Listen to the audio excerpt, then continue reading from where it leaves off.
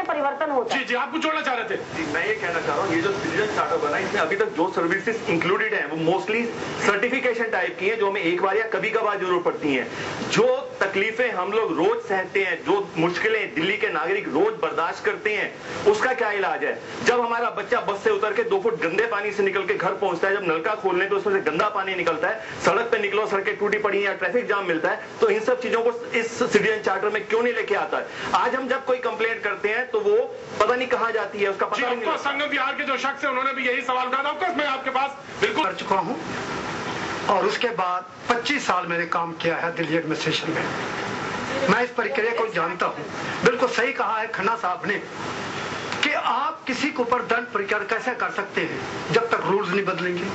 Number 1, अगर service rule जब तक आप नहीं बदलेंगे, सरिता जी ने जैसे कि इतनी ज्यादा आमदनी है कहीं पे, तो जिस विभाग में उसमें 10 रुपए का जुर्माना क्या कोई माने रखता है या नहीं? आपको जोड़ना चाहते हैं क्या उसमें? जी नहीं रखता। आपको भी ऐसे लगता फील होता है?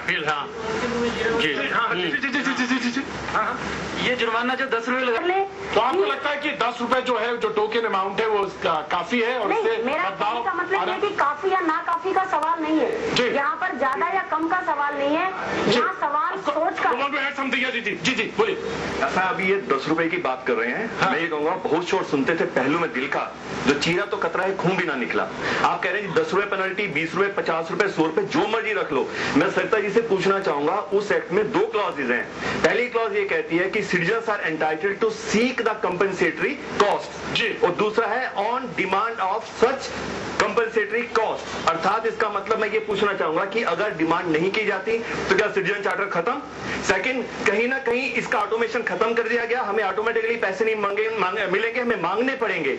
और इसका मतलब ये कि हमें पंगे में डाल दिया गया है कि अगर हम उस बाबू से पैसे मांगने की गुस्ताखी करते हैं तो हमारा कोई भी नुकसान दे सकता है। जी ऑफ कोर्स ये सवाल है, ऑफ कोर्स मैं आपको पूछना चाहूंगा। मैं बिल्कुल एक आपका ले लूं। रुपए की हो चाहे 200 रुपए की हो, जुर्माना होता है। जहर थोड़ा हो या ज्यादा हो, जहर जहरी हो सकता है। लेकिन सवाल इस बात का है, लगाने से, जुर्माना होने से व्यक्ति की एक छवि में परिवर्तन होता है। जी आपको जोड़ना चाह रहे थे। जी मैं ये कहना चाह रहा हूँ, ये जो सिटीजन चार्टर बना है इसमें अभी तक जो सर्विसेज इंक्लूडेड हैं वो मोस्टली सर्टिफिकेशन टाइप की हैं, जो हमें एक बार या कभी कभार जरूर पड़ती हैं। जो तकलीफें हम लोग रोज सहते हैं, जो मुश्किलें दिल्ली के नागरिक रोज बर्दाश्त करते हैं, उसका क्या इलाज है? जब हमारा बच्चा बस से उतर के 2 फुट गंदे पानी से निकल के घर पहुंचता है, जब नलका खोलने पे उसमें से गंदा पानी निकलता है, सड़क पे निकलो सड़कें टूटी पड़ी या ट्रैफिक जाम मिलता है, तो इन सब चीजों को इस सिटीजन चार्टर में क्यों नहीं लेके आता है? आज हम जब कोई कंप्लेंट करते हैं तो वो पता नहीं कहां जाती है, उसका पता नहीं। संगम विहार के जो शख्स है उन्होंने भी यही सवाल उठाया था। सवाल ही रखा, लेकिन मैं महावीर जी आपसे बगैर पहले उधर जाऊं, मैं आपसे जानना चाहता हूं कि जिस तरह से नुक्ताई चीनी आ रही है, आपको लगता है कि आने वाले समय में ये सिटीजन चार्टर को लेकर भी कहीं ना कहीं लोग जो है कोर्ट की तरफ, जैसे आपने उमेश जी ने कहा कि कोर्ट की तरफ लिटिगेशन जो है वो बढ़ेंगी, का सवाल है? प्रतीक जी, मैं 2-3 बिंदुओं पे फोकस करना चाहूंगा क्योंकि आप समय बहुत कम दे रहे हैं मुझे। बिल्कुल आप बोले। पहली बात तो ये कि सिटीजन चार्टर जो है कोई नहीं। पूछना चाहता हूँ सरकार से इस शो के जरिए कि जिस तरह जो कानून पर कानून बनते जा रहे हैं हमारे देश में, क्या इस सिस्टम में कोई सुधार, कोई चेंज लाया जाएगा जिससे जो पूरे ब्यूरोक्रेट्स और जितने भी और जितने भी ऑफिसर रैंक हैं, क्या उनके ऊपर कोई कार्रवाई की जाएगी? आपके सवाल को ही मैं सीधे रख देता हूं। सबसे पहले मैं बोरा साहब, मैं आपसे जानना चाहता हूं कि आपको क्या लगता है इस पूरे कानून में कि क्या स्थिति बेहतर होगी और जवाबदेही और जो पारदर्शिता की बात होती है वो सफल हो पाएगी? ऐसा जी पॉजिटिव स्टेप तो श्योर है, जैसे सब कह रहे हैं कि एक अच्छा कदम है अगर इसको प्रॉपर्ली इंप्लीमेंट किया जाए। लेकिन इसमें जो सजा का प्रावधान है या जो पनिशमेंट का प्रावधान, वो इतना लच्चर है, इतना नाजुक है कि मुझे नहीं लगता किसी को कुछ होने वाला है। 1 साल में 25 अगर उसके अगेंस्ट में डिफॉल्ट्स आते हैं तब उसके अगेंस्ट कोई एक्शन हो सकता है। लेकिन अगर 31 दिसंबर को उसने 24 डिफॉल्ट किए हैं और 1 जनवरी को अगर उसने 25वां डिफॉल्ट कर दिया तो वो अगला साल हो गया और पिछला साल का सारा वाइप आउट हो गया।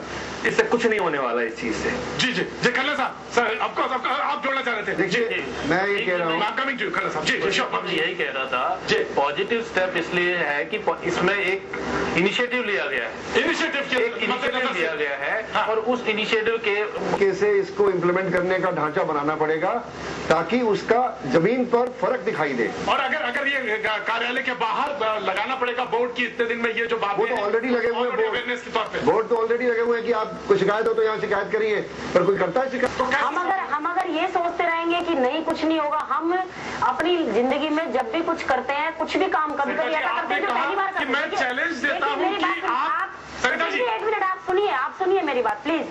हम कुछ भी करते हैं तो कभी ना कभी ऐसा काम करते हैं, कभी ना कभी पहली बार करते हैं।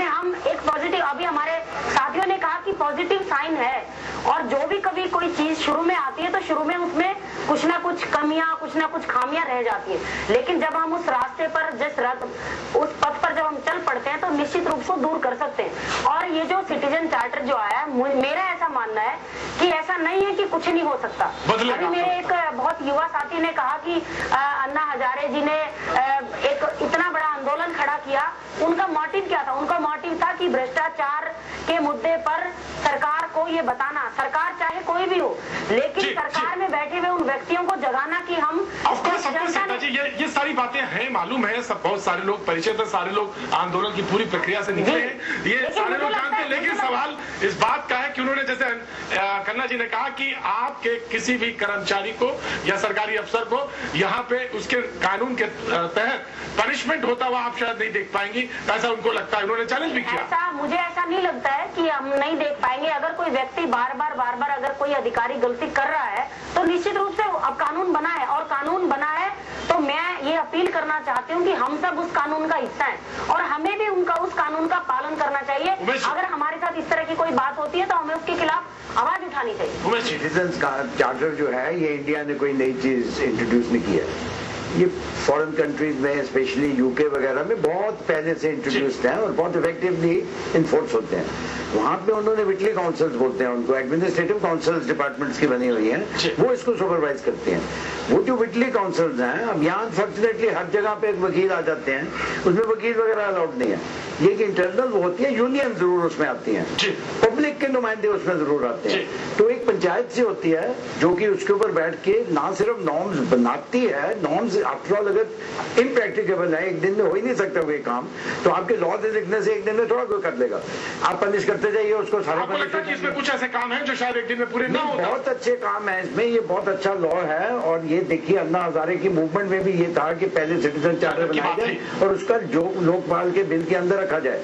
इसमें बहुत ज्यादा हमारी कंट्री में सिविल राइट्स ऑर्गेनाइजेशन ने भी काम किया है और बाकी कंट्रीज में बहुत ज्यादा काम हुआ है।